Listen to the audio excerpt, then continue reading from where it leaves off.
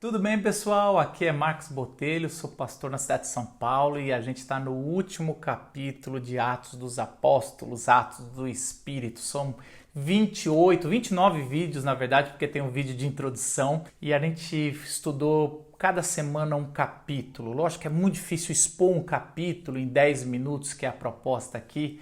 Talvez você está chegando depois de muito tempo, vai lá no começo.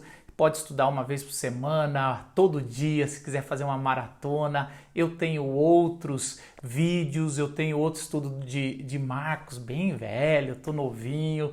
Vamos fazer outras coisas, então assina o nosso canal, aperta o sininho para você ver os outros estudos, coloca aqui no comentário quais outros estudos você gostaria, qual outra carta, evangelho, talvez um livro do Antigo Testamento você gostaria de estudar capítulo por capítulo aqui comigo, semanalmente, tá bom? Talvez eu gaste um tempo daqui para frente estudando trechos bíblicos, assim, não necessariamente capítulo, expondo um livro, gastar um tempo, depois a gente volta para um livro, tá? A gente vai fazer algumas coisas mais em tópicos. Em breve eu vou postar aqui no meu canal um novo projeto de exposição da palavra para você poder estudar com seus amigos em casa, no trabalho, grupos de corrida e tudo mais também.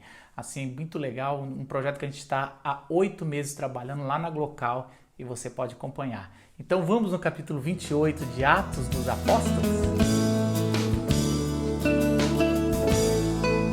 Bom, o último capítulo mostra todos os 276, às vezes eu falei 176, eu errei, 276 tripulantes sendo salvos numa ilha chamada Malta. Malta, ali já pensou, você está numa ilha no primeiro século, uma ilha pequenininha, deve ser um negócio ali muito pequeno, de repente você vê o naufrágio com 276 pessoas chegando e o relato bíblico fala que eles foram muito bem recebidos. Já pensou? Eu não sei se eles foram bem recebidos porque a ilha era acolhedora ou porque eles decidiram ser acolhedor porque tinha gente importante no navio e talvez a recompensa ia ser boa. Só sei que eles foram lá e Paulo, olha só como Paulo é. Paulo era um escravo e estava lá, salvou o pessoal e ele decidiu servir aquela turma. Paulo começou a colher madeira e tudo mais para fazer uma fogueira e aquecer aquela turma que estava toda congelada. Lembra que é inverno, eles tinham quase sido congelados nadando e Paulo já estava servindo. Olha que coração de servo, pegando madeira para aquecer ali, fazer fogueiras e aquecer aquela turma. E Paulo, no mesmo dia que é salvo, é picado por uma serpente, né? A turma da ilha fala o seguinte: caramba, esse cara é muito azarado, ele tem, Deus realmente quer que ele morra, ele tem uma maldição, porque ele é um prisioneiro, ele é salvo de um naufrágio milagrosamente, como todos eles, mas mesmo assim Deus vai lá e manda uma serpente no dia que ele é liberto milagrosamente para ser morto, né? Esse cara tem uma maldição. E é interessante que Paulo bate assim, joga a serpente no fogo e já vai continuando, seguindo, e essas serpentes, né, principalmente daquela região, elas são serpentes super venenosas, não existe serpente não venenosa. E aí, milagrosamente, Deus decide poupar Paulo mais uma vez. E aí é o contrário, as pessoas começam a achar que Paulo é um deus, porque Paulo simplesmente continua de boa e vai continuando servindo, né? E essa notícia se espalha para o cara mais famoso da cidade. E esse cara chama Paulo para passar 3 dias na casa dele, assim como alguns caras poderosos, não só Paulo, né? Provavelmente o centurião também, porque a recompensa de se salvar um centurião devia ser grande. E o pai desse cara, um senhor, estava muito doente e Paulo vai lá e cura ele. E aí, isso espalhou na cidade e Paulo começou a curar todo mundo da ilha no poder de Jesus Cristo, do Espírito Santo. Paulo começou a pregar, eles ficam 3 meses ali. Imagina, aquela ilha foi a ilha mais evangelizada que teve toda aquela do primeiro século, cara. Aquilo ali deve ter uma igreja gigantesca em Malta. Se procurar no Google a gente vai ver, e deve ser marqueteiro porque não é daquela época, mas assim, que incrível a história, né? Eles decidem ficar, tem que passar o inverno, aí passa um navio de novo, provavelmente para Alexandria, e eles entram e vão para Roma. Continua a sua viagem depois de 3 meses. Aí Paulo já é amigo de todo mundo. Chegando lá em Roma, né, vai mostrando que ele vai parando em alguns lugares. Alguns reconhecem da igreja. Mas quando Paulo chega em Roma, Paulo recebe uma sentença que até ver César vai demorar. Paulo recebe uma sentença muito curiosa que hoje em dia não tem. É o seguinte, você paga teu aluguel em Roma e você paga a estadia de um soldado e você pode ficar em casa. Você tem prisão domiciliar, mas você não está na sua cidade, então você vai alugar uma casa, você vai pagar o soldado que vai ficar com você. Pessoa que interessante seria assim, essas penas. Você vai ter que ficar, uma pena domiciliar, mas você paga os soldados e policial que vai ficar te vigiando dia e noite. E ele tem isso, e é interessante como a igreja, depois ele vai escrever muitas cartas pedindo oferta, exatamente por isso, para se sustentar nessa prisão domiciliar. E os soldados se convertem também, tem vários indícios disso que os soldados vão ouvindo a palavra, e é incrível. Aliás, é muito legal como Paulo era um homem de Deus, da mensagem, né? Mas logo depois de 3 dias ele manda chamar todos os líderes da igreja, dos judeus ali da igreja de Roma, e aí eles aparecem e Paulo quer falar sobre o que aconteceu com ele, porque ele virou um prisioneiro. Esses líderes de Roma falam que não recebeu nenhuma carta, mas estão dispostos a ouvir, porque não receberam nem nada positivo, mas porque os boatos sobre a fé cristã, a fé em Jesus Cristo, tinham chegado lá e eram negativos. Por isso eles vão e trazem mais liderança, então reúne muita gente com Paulo, e Paulo passa um dia dando testemunho, mostrando como os profetas, Moisés, todo o Antigo Testamento fala de Jesus Cristo e da ressurreição. Até então a maioria acredita na ressurreição, principalmente da turma dos fariseus, que eram a grande corrente teológica da época.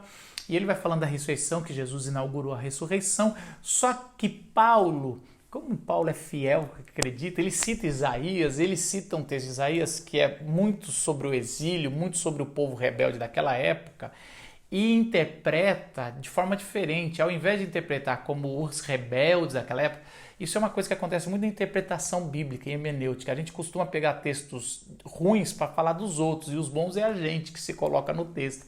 Só que Paulo colocou os judeus como quem ouve e não entende, como quem vê e não enxerga.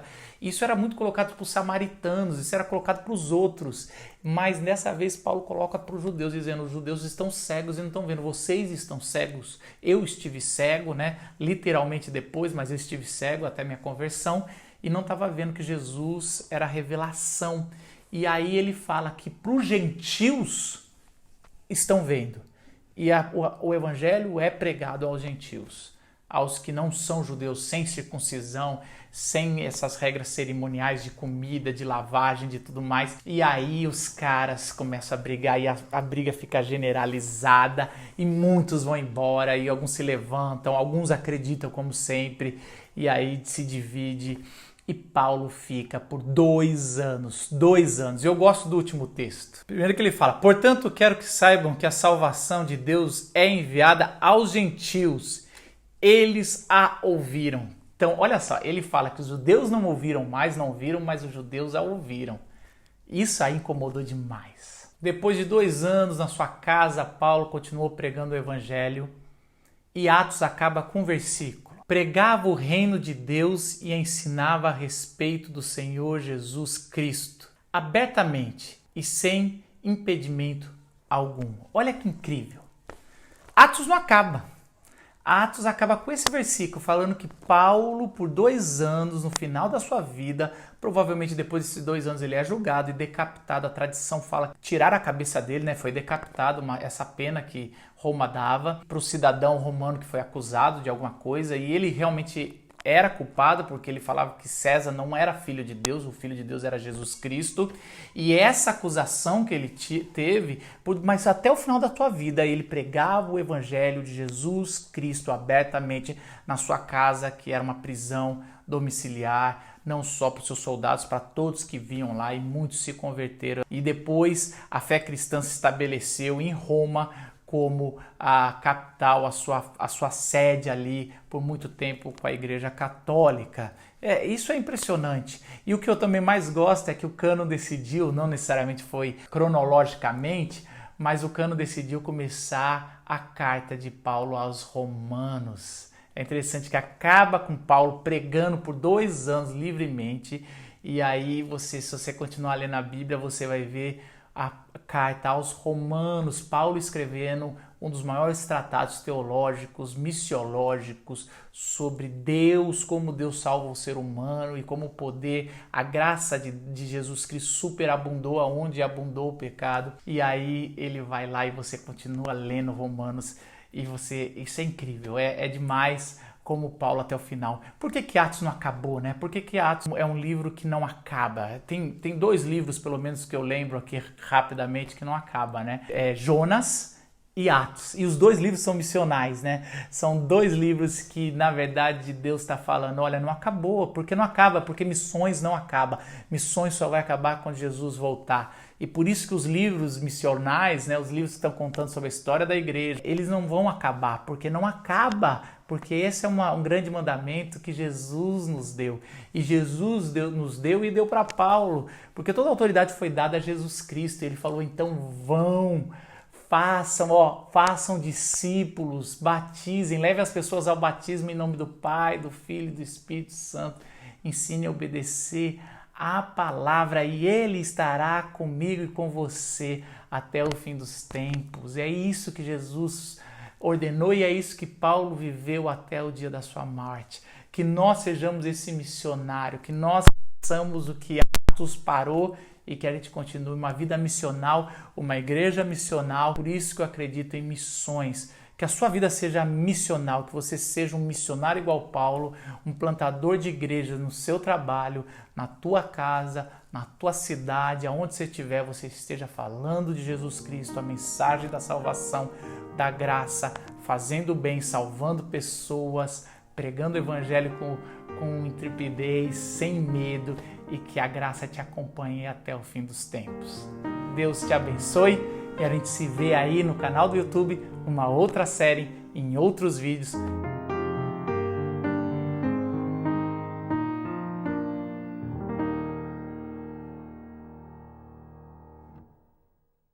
Gente, olha aqui, tô aqui para um último recado. Agora a gente tem um fanzine. O que é um fanzine? Semanalmente, segunda-feira, eu mando um e-mail para todo mundo, uma lista que tem 1.200 pessoas.